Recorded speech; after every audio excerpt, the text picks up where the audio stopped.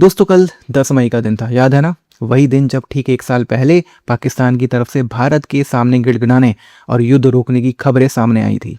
1 साल पहले ऑपरेशन सिंदूर के दौरान जब भारतीय बम बरस रहे थे, तब सीमा पार से सिर्फ एक ही आवाज आ रही थी, please cease fire, cease fire. Bharat ने दरिया दिली दिखाई और कहा चलो इस बार माफ कर। लेकिन जो सुधर जाए वो पाकिस्तान ही क्या। ऑपरेशन सिंदूर की पहली सालगिरह पर पाकिस्तान के डीजी ISPR ने एक ऐसी प्रेस कॉन्फ्रेंस की जो कॉन्फ्रेंस कम और कॉमेडी शो ज्यादा लग रही थी। अक्टूबर और तो ये दौड़ते हुए गए कि हम बातचीत करें, और वहां भी हमने बड़ा असूली मौका अख्तियार किया। अच्छा, आज की वीडियो में हम इसी प्रेस कॉन्फ्रेंस का पोस्टमार्टम करेंगे। देखेंगे कैसे पाकिस्तान के अफसर अपने डर को छिपाने के लिए शेखी बगाड़ रहे हैं और कैसे भारत ने अपनी तैयारियों से उन्हें असली जवाब दे दिया है। चैनल को सब्सक्राइब करें, वीडियो को लाइक जरूर करें। चलिए आगे बढ़ते हैं। ऑपरेशन सिंदूर को 1 साल पूरे होने पर डीजी ISPR साहब बैठे तो थे, लेकिन थोड़े ऐठे हुए थे।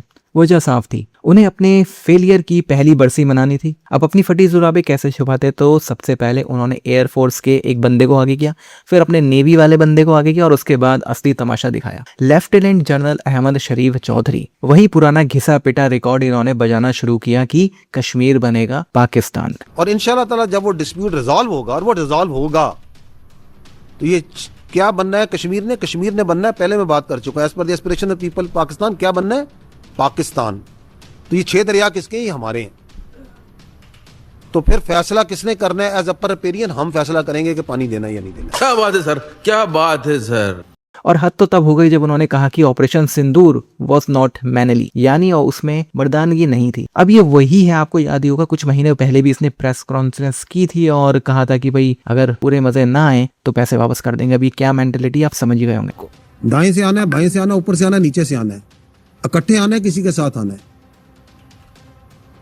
एक बार मजा ना करा दिया ना तो पैसे वापस। अब इन्हें कौन समझा कि इनके अब्बा हुजूर के भी अब्बा हुजूर जो थे, यानी कि 1965 में और 71 में उनकी तशरीफ गहराई से भारतीय सेना ने नाप ली थी। फिर 1971 में 93,000 फौजियों की जो पतले ने उतरवाई गई थी, वो तो पूरी दुनिया ने देखा है। अब मर्दानगी का साइज क्या होता है ये भूल गए, तो इन्हें फिर से याद दिलाना ही पड़ेगा। पता नहीं कौन से संदूर की तैयारी कर रहे हैं। ये संदूर से निकलते क्यों नहीं? कोई मर्दाना नाम रख लो। ये संदूर तो खवातीन को लगाया जाता है। दोस्तों पिटने के बाद पाकिस्तान ने एक और नया कारनामा किया। पाकिस्तानी सेना प्रमुख असीम मुनीर ने ऑपरेशन सिंदूर के बाद खुद को फील्ड मार्शल के पद पे प्रमोट कर लिया। हालांकि भारत में उसे फील्ड मार्शल कहा जाता है। मतलब भी बिल्कुल सही है कि मतलब जंग हारे, बेइज्जती कराई और फिर खुद को ही मेडल पहना दिया। भारतीय सेना के लेफ्टिनेंट जनरल राजीव घई ने इस पर एक सख्ती कमेंट किया। उन्होंने कहा कि हम इस प्रोसेस को बड़े ही मनोरंजन तरीके से देख रहे हैं। Field marshal Munir promoting himself, well, what can I say? You know, that is for them to answer. We've looked at that process with some kind of amusement. और सच भी है, जब कोई सेना बुरी तरह हारने के बाद अपने जर्नल को प्रमोट करती है तो केवल अपनी नाकामियों पे पर्दा डालने की कोशिश करती है। दोस्तों भारतीय एजेंसियों ने अब कमर कस ली है। LOC के पार मौजूद हर एक आतंकी लॉन्च पैड को, कैंप को खत्म किया जाएगा, उसकी पहचान कर ली गई है। एयर मार्शल भारती ने भी यही बात कही थी और PM मोदी ने भी पहले ही साफ कर दिया था कि LOC के पार अब कुछ भी सुरक्षित नहीं रहेगा। Identified terror launch pads, terror camps, terror infrastructure across the line of control.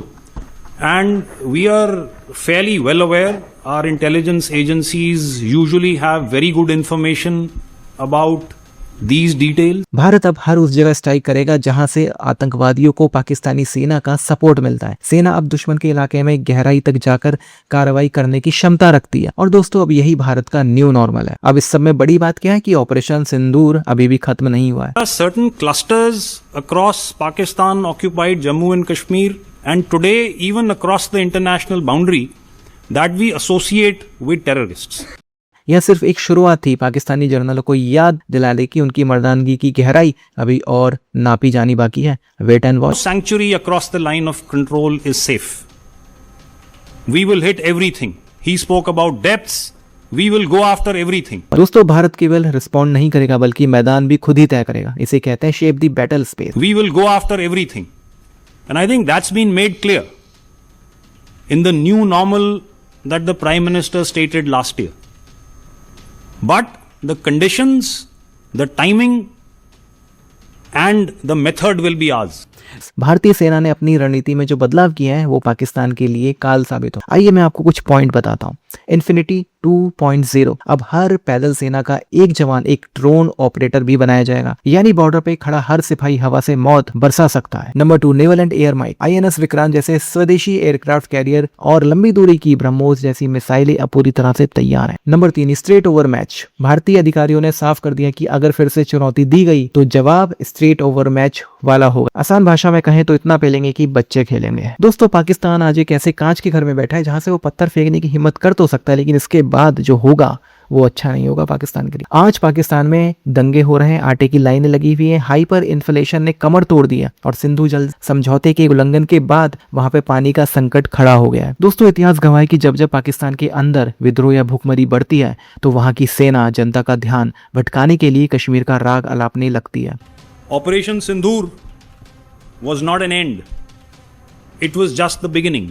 आज भी वही हो रहा है, अपनी गरीबी और वाटर क्राइसिस को छिपाने के लिए जंग का ढोंग रच रहे हैं, लेकिन लड़ने की औकात वो तो उनके पास है ही नहीं। हैरानी की बात यह है दोस्तों कि पाकिस्तान के अंदर भी आवाजें उठने लगी हैं। वहां के पत्रकार मोइन पीरजादा ने अपनी सेना को आईना दिखाया। जहां जहां वो मारना चाहते थे खासा प्रिसाइजली उन्होंने हिट किया और पाकिस्तान ने किसी किस्म के सैटेलाइट इमेजेस नहीं दिखाए, जबकि हिंदुस्तान की आर्मी एयरफोर्स वाला ने अपनी ब्रीफिंग्स में वो सैटेलाइट इमेजेस दिखाए। पीरजादा के 3 बड़े पॉइंट नोट करने वाले हैं। Number 1, expose defence. पीरजादा ने कहा कि कश्मीर बनेगा पाकिस्तान जैसे नारे सिर्फ जनता को गुमराह करने के लिए। हकीकत यह है कि ऑपरेशन सिंदूर के दौरान पाकिस्तान की डिफेंस लाइन पूरी तरह से एक्सपोज हो गई थी। इसका मतलब है कि पाकिस्तान ने जो मिसाइल मारे हैं उनका इम्पैक्ट नहीं हुआ, वो एक्यूरेट भी नहीं होंगे, और ये कंप्लेन पहले भी थी कि मिसाइल हमारे एक्यूरेट नहीं है, तो उससे कोई खास नुकसान नहीं हुआ। नंबर 2, इकोनॉमिकल खोखलापन। जिस देश की इकोनॉमिक हैरात और इंटरनेशनल कर्ज पर टिकी हो वो एक लंबी और एडवांस जंग कैसे लड़ सकता है? भूखे पेट वाली आवाम के लिए नारे सिर्फ अफीम की तरह है। असल हकीकत जो है वो और है। आई एम सॉरी टू से कि आपके जज्बात को बहुत ठेस पहुंच रही है,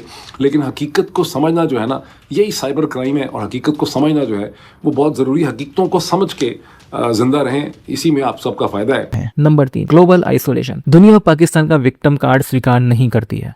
भारत की ग्लोबल साख और वॉर टेक्निक के सामने पाकिस्तान का परमाणु धमकी वाला जो ड्रामा है अब वो बेअसर हो चुका है। तो दोस्तों, पीरदादा की बात पाकिस्तान की सेना के लिए मायने रखे या ना रखे हमें उसे कोई फर्क नहीं पड़ता, लेकिन ये एक ऐसा देश है जो बुरी तरह पिटने के बाद भी प्रेस कॉन्फ्रेंस में शेख ही बगाड़ता है। इसके जनरल यही जानते हैं और यही करते हैं। इसके बारे में आप क्या सोचते हैं? कमेंट बॉक्स में जरूर लिखिएगा। क्या आपको लगता है कि पाकिस्तान की बुनियाद अब पूरी तरह से हिल चुकी है? कमेंट बॉक्स खुला है, अपने विचार बिंदास लिखिए।